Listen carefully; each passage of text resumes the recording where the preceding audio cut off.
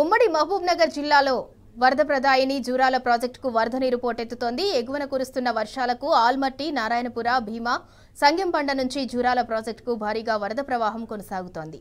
అధికారులు 29 గేట్లు ఎత్తి దిగువకు నీటిని విడుదల చేస్తున్నారు. కృష్ణా ప్రాజెక్టులన్నీ జలకళలను సంతరించుకున్నాయి.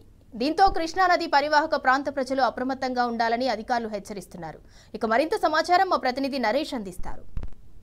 మహబూబ్ నగర్ జిల్లా వరప్రదాయిని జూరాల ప్రాజెక్టుకి వరద పోటెత్తుతుంది. ఎగువన కురుస్తున్నటువంటి వర్షాలతోటి ప్రాజెక్టులోకి భారీగా వరద ప్రవాహం వచ్చి చేరుతుంది. దీంతో ప్రాజెక్టు 29 గేట్లెత్తి దిగువనున్నటువంటి శ్రీశైలం ప్రాజెక్టుకి నీటిని విడుదల చేస్తున్నారు. ప్రస్తుతం మనం విజువల్స్లో చూడొచ్చు. క్రస్ట్ గేట్ల నుంచి దిగువకు నీరు వెళ్తూ ఉంది. కృష్ణమ్మ పరవలు తొక్కుతూ శ్రీశైలం వైపు పరుగులు తీస్తుంది. కృష్ణానది మీద ఉన్నటువంటి ప్రధాన ప్రాజెక్టులన్నీ కూడా పూర్తిగా జలకళను సంతరించుకున్నాయి. జూరాల ప్రాజెక్టు ఎగువన ఉన్నటువంటి ఆల్మట్టి, నారాయణపుర ప్రాజెక్టులు కూడా పూర్తి స్థాయిలో నిండడంతో దిగువన ఉన్నటువంటి జూరాల ప్రాజెక్టుకి నీటిని వదులుతూ ఉన్నారు.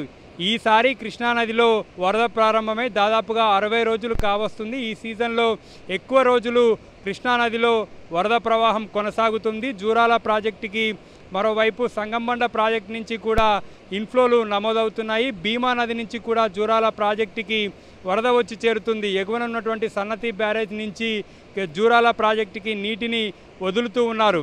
జూరాల ప్రాజెక్టుకు సంబంధించి ఆయకట్టు రైతులకు సాగునీటి విడుదల కొనసాగుతుంది. జూరాల ప్రాజెక్టు మీద ఆధారపడి ఉన్నటువంటి ఎత్తిపోతల పథకాలన్నింటినీ కూడా ఇప్పటికే ఆఫ్ చేయడం జరిగింది. సంగమండ ప్రాజెక్టు కూడా ఎగువన కర్ణాటకలో కురుస్తున్నటువంటి వర్షాలతోటి భారీగా వరద ప్రవాహం వచ్చి చేరుతుండడంతో గేట్లెత్తి దిగువనున్నటువంటి జూరాలకు నీటిని విడుదల చేస్తున్నారు. మరోవైపు కోయిల్ సాగర్ ప్రాజెక్టుకి కూడా పెద్ద ఎత్తున వరద నీరు వచ్చి చేరుతుండడంతో ఆ ప్రాజెక్టు గేట్లెత్తి కూడా దిగువకు నీటిని వదులుతూ ఉన్నారు. జూరాల ప్రాజెక్టుకు సంబంధించి ఇన్ఫ్లో 2,05,000 క్యూసెక్కులుగా ఉంది. అవుట్ఫ్లో 2,18,000 క్యూసెక్కులుగా ఉంది. ప్రస్తుత నీటి నిల్వ 7.24 టీఎంసీలు, పూర్తి స్థాయి నీటి నిల్వ 9.65 టీఎంసీలుగా ఉంది.